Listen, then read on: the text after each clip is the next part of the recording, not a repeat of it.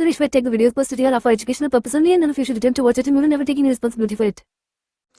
நண்பா எல்லாமே எப்படி இருக்கீங்க?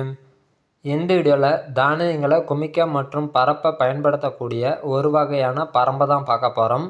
இது விவசாயத்தில் ரொம்பவே முக்கியமானதுன்னு சொல்லலாம். ஒரு விவசாயி அப்படின்னா ஒரு தானியத்தை குமிக்க மற்றும் பரப்ப ரொம்பவே சிரமத்துக்கு உள்ளவாங்க.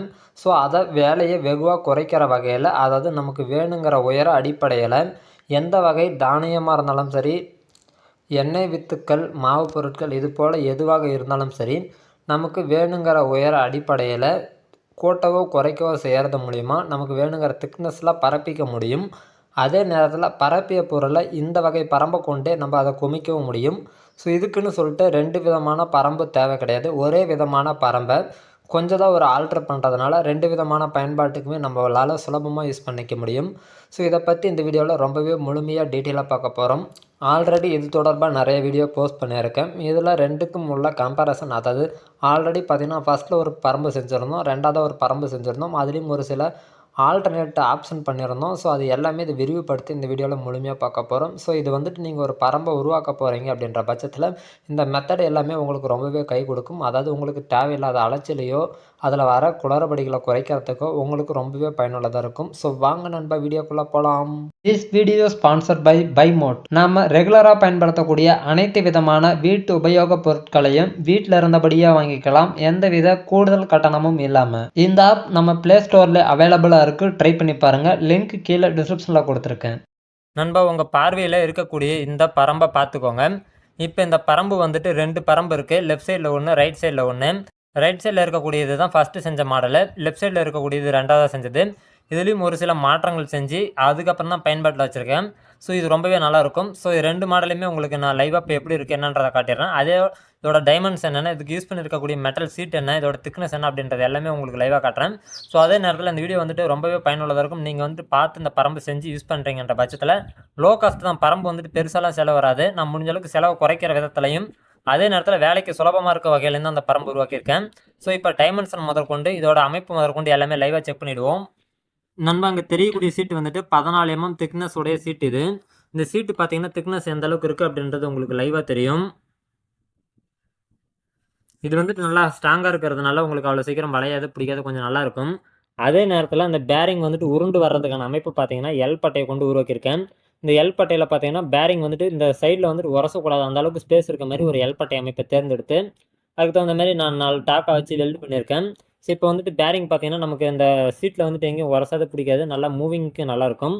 இதே போல் பார்த்தீங்கன்னா உங்களுக்கு அந்தாண்ட ஒன்று இந்தாண்ட ஒன்று வச்சுருப்பேன் அந்த பரம்பில் தளவில் ஃபஸ்ட்டு பக்கமாக வச்சு வேறு விதத்தில் ட்ரை பண்ணி பார்த்தேன். அதாவது இந்த எல் பட்டை இல்லாமல் டேரெக்டாக அந்த கோல்டு நட்டை மட்டும் அந்த இதில் போகிற மாதிரி ட்ரை பண்ணி பார்த்தேன். ஸோ ரிசல்ட் நல்லா இருந்ததுனால நான் இந்த போல் அமைப்பில் செஞ்சுருக்கேன். இதில் என்ன ஒரு மைனஸ் அப்படின்னா, நம்ம வந்துட்டு பரம்பு வந்துட்டு லைவாக வந்துட்டு ஒர்க் அவுட் பண்ணும்போது இந்த பேரிங் போன்ற அமைப்பு போகுது இல்லையா, தரையில் உருண்டுட்டு அந்த தானியம் நெல், சோளம் இந்த மாதிரி எதில் போனாலும் சரி உருண்டுட்டு போகும்போது அதில் ஒரு கோடு மாரி தார விழுது. ஸோ இது வந்துட்டு நம்ம எப்படி இருந்தாலும் தார பிரச்சனை கிடையாது. ஏன்னா நம்ம வந்துட்டு நார்மலாக பரப்பும் போது எப்படி இருந்தாலும் கொஞ்சம் நேரத்துக்கு ஒருக்க காலில் கிண்டி விடுவோம். ஸோ அப்போ வந்துட்டு நார்மலாக அந்த தாரை விழதான் செய்யும். ஸோ அது பிரச்சனை இல்லை. இருந்தாலும் அந்த தாரையும் குறைக்கணும் அப்படின்றதுக்காக பார்த்தீங்கன்னா அடுத்ததாக செஞ்சுருக்கக்கூடிய பெரிய பரம்பில் இந்த பேரிங் அமைப்பை உள்வாட்டத்தில் வச்சுருக்கேன். ஸோ உள்வாட்டத்தில்ன்றப்ப ஃபஸ்ட்டு எடுத்தோன்னே அந்த பேரிங் வந்துட்டு முன்னாடி தானியத்தை நோக்கி கிழிச்சிட்டு போகும்போது பின்னாடி வந்துட்டு வரும்போது ஆட்டோமேட்டிக்காக அந்த தகடில் போட்டு ஆட்டோமேட்டிக்காக அது வந்துட்டு நைஸ் ஆகிடும். ஸோ அந்த வகையில் அது உருவாக்கியிருக்கேன். இது பார்த்தீங்கன்னா ஒரு 5 இன்ச்சு நீளத்துக்கான போல்ட்டு. இதை நறுக்கி கொஞ்சம் இது இருக்கும், கொஞ்சம் குறைஞ்சிருக்கும். இப்போ வந்துட்டு ஒரு 4 இன்ச்சு முன்ன பின்ன வரும். இது வந்துட்டு 6 இன்ச்சு நீளம், 8 இன்ச்சு நீளம், இந்த மாதிரி போல்டு சைஸ் இருக்குது. உங்களுக்கு வேணுங்கிற அளவுக்கு கணக்கு பண்ணிதிங்கங்க. இப்போ இதோட அமைப்பு பாருங்கள் எந்த அளவுக்கு இருக்குன்றதை காமிக்கிறேன். கரெக்டாக வந்துட்டு ஒரு 5 இன்ச்சு வருது போல்ட்டு. இந்த தகடோட நீளம் 6 இன்ச்சு உயரத்தில் இருக்குது. இதோட நீளம் எவ்வளோன்றதை பார்த்துருவோம். நீளம் பார்த்தீங்கன்னா கரெக்டாக 2 அடி இருக்குது. இது வந்துட்டு 2 அடி பரம்பு. நான் ஆல்ரெடி வீடியோலேயே உங்களுக்கு சொல்லியிருப்பேன், இருந்தாலும் நான் லைவாக உங்களுக்கு ஷோ பண்ணணும் அப்படின்றதுக்காக இதுங்கிறேன். இதில் வந்துட்டு பெருசாக பார்த்தீங்கன்னா பட்டை இந்த போல் அமைப்பை எதுவும் லோடுக்கு கொடுத்துருக்க மாட்டேன். ஏன்னா அது பரம்போட நீள அகலம் வந்துட்டு பரம்போட நீளம் அகலம் வந்துட்டு கம்மியாக இருக்கிறதுனால இது வந்துட்டு லோடு வந்துட்டு பெருசாக வளையாது, பிடிக்காது, லோடுக்கு நல்லாவே இருக்கும். இதில் வந்துட்டு நீங்கள் டேரெக்டாக வெல்டு அடித்து கூட யூஸ் பண்ணலாம். நான் அந்த டெம்பரரியாக வந்துட்டு அப்போதைக்கு என்கிட்ட எந்த ஒரு பொருளும் இல்லை அப்படின்றதுனால இருக்கக்கூடியதை போல்டு நட்டு வச்சு யூஸ் பண்ணேன்.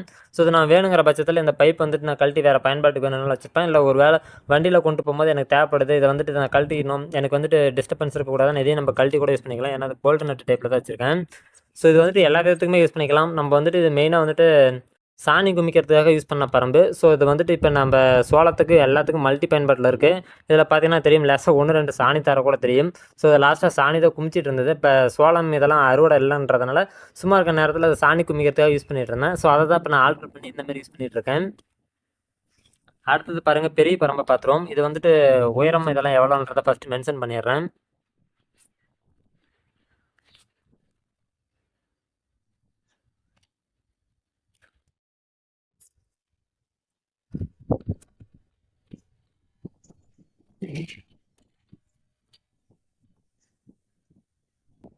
உயரம் வந்துட்டு 11 இன்ச் இருக்கு.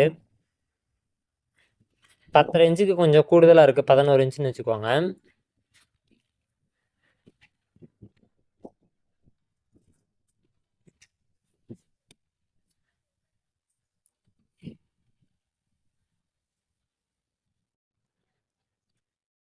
இதோட நீளம் பாருங்கள் 3.6,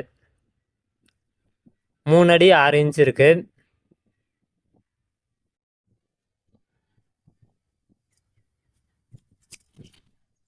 நீளம் அகலம் பார்த்தாச்சு. திக்னஸ் பார்த்தீங்கன்னா இந்த சீட்டு எவ்வளோ திக்னஸோ அதே சேம் திக்னஸ் தான் இந்த சீட்டும்.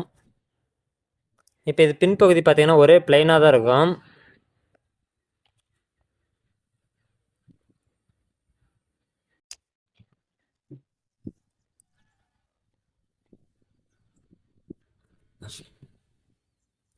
இப்போ அந்த பேரிங் போடுற அமைப்பு பார்த்தீங்கன்னா இதில் முன்பகுதியில் வச்சுருப்பேன், உங்களுக்கு பார்க்கும்போது தெரியும். பேரிங் போடுற அமைப்பு பாருங்கள், முன்பகுதியில் வச்சுருக்கேன். இது வந்துட்டு பேரிங் யூஸ் பண்ணுறீங்கன்னா முடிஞ்ச அளவுக்கு புதுசாக யூஸ் பண்ணிக்கோங்க. பழசு யூஸ் பண்ணுறீங்க அப்படின்னா உள்ளார வந்துட்டு டஸ்ட்டு ஃபார்ம் ஆகிறது வாய்ப்பு இருக்குது. நீங்கள் அடிக்கடி அதை க்ளீன் பண்ணுற மாதிரி பிடிக்கிற மாதிரி இருக்கும். ஒருவேளை புதுசுன்ற பட்சத்தில் அதில் வந்துட்டு சீல் இருக்கும். ஸோ அது வந்துட்டு அதனால் எந்த வித பாதிப்பு அதிகம் உருவாகாது. இதில் வந்துட்டு இன்னும் பார்த்தீங்கன்னா உயரம் வந்துட்டு இன்னும் ஒரு 1.5 இன்ச்சு இறக்கலாம். ஸோ இறக்குனீங்கன்னா உங்களுக்கு இன்னும் பரம்பு இன்னும் கொஞ்சம் உயரம் கிடைக்கும். அதாவது கிட்டத்தட்ட ஒரு 4 இன்ச்சு உயரத்துக்கு வந்துட்டு பரம்பு கூட்டுற அளவுக்கு வச்சுருக்கேன்.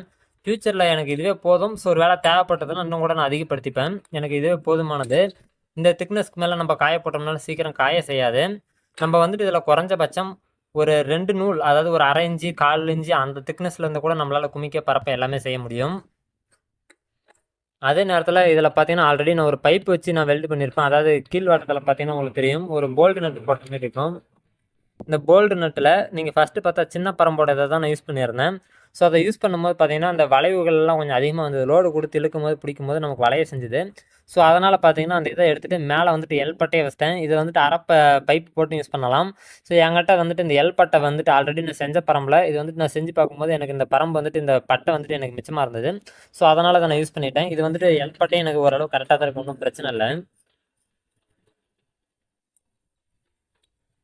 அதே நேரத்தில் இதே பார்த்தீங்கன்னா இதோட கைப்பிடின்னு சொல்லலாம்.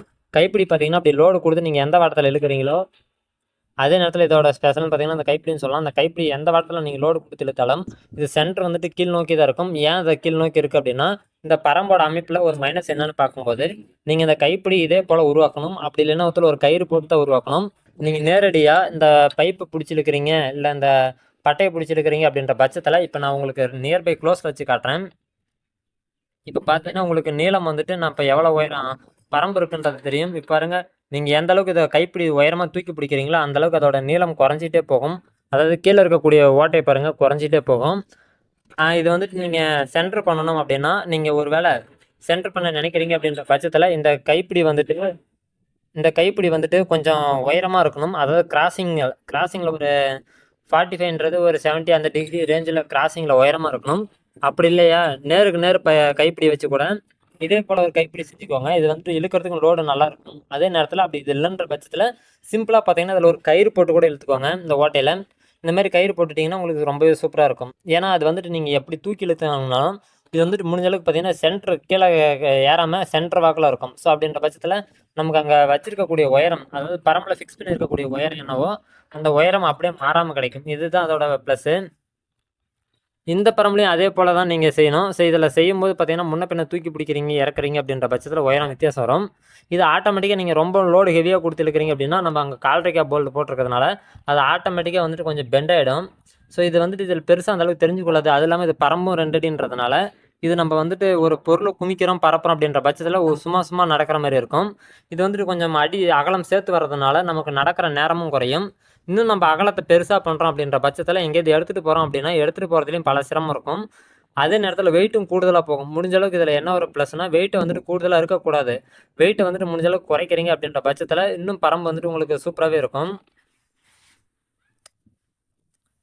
இப்போ இது பார்த்தீங்கன்னா திக்னஸ் பார்த்தீங்கன்னா தெரியும். பட்டை வந்துட்டு எந்த அளவுக்கு திக்னஸ் போட்டிருக்குன்றது. இவ்வளோ திக்னஸ் இதுக்கு தேவைப்படாது. நீங்கள் வேணுன்ற பட்சத்தில் இன்னும் கூட திக்னஸ் குறைச்சி கூட போட்டுக்கலாம். என்கிட்ட இந்த திக்னஸ் பட்டை ஆல்ரெடி நான் இதுக்கு செய்யறதுக்காக வாங்கியிருந்தேன். ஸோ அந்த பட்டை வேஸ்ட் பண்ண வேணாம் அப்படின்றதுனால இதே திக்னஸ் நான் போட்டு யூஸ் பண்ணிகிட்ருக்கேன். நண்பா சின்ன பரம்புன்னு பார்க்கும்போது 2800 கிராம் இருக்குது. அதே நேரத்தில் பெரிய பரம்புன்னு பார்க்கும்போது 7500 கிராம் இருக்குது. ஸோ இப்போ இதோட வெயிட்டு நமக்கு தெரிஞ்சாச்சு. இப்போ நம்ம பயன்படுத்தினது போக நம்ம பொதுமக்களோட பயன்பாட்டுக்கும் கொடுக்கும்போது ஸோ அவங்களோட அபிப்பிராயத்தை சொல்லுவாங்க. அதாவது இந்த பரம்பில் ஏதாவது கூடுதலாக ஆல்ட்ரேஷன் பண்ணணுமா, இல்லை இப்படி சிறப்பம்சங்கள் இருந்தால் நல்லாயிருக்குமா அப்படின்ற மாதிரி அவங்க தரப்பு அபிப்பிராயத்தை சொல்லுவாங்க. ஸோ அவங்களோட எக்ஸ்பீரியன்ஸை நம்ம வந்து லைவாக தெரிஞ்சுக்க போகிறோம். ஸோ அதுவும் இந்த யூடியூப் சேனலில் நம்ம பதிவேற்ற போகிறோம். ஸோ ஃபியூச்சரில் இதே போல் பலதரப்பட்ட பயனுள்ள அப்டேட்டுகளை நீங்கள் தெரிஞ்சுக்க முடியும். அதுக்கு நீங்கள் செய்ய வேண்டியது ஒன்றே ஒன்று தான். நம்ம சேனலை ஃபாலோ பண்ணிக்கோங்க. ஃப்யூச்சரில் வரக்கூடிய எந்தவித அப்டேட்டுமே மிஸ் பண்ணாமல் தெரிஞ்சுக்க முடியும். நன்றி நண்பா.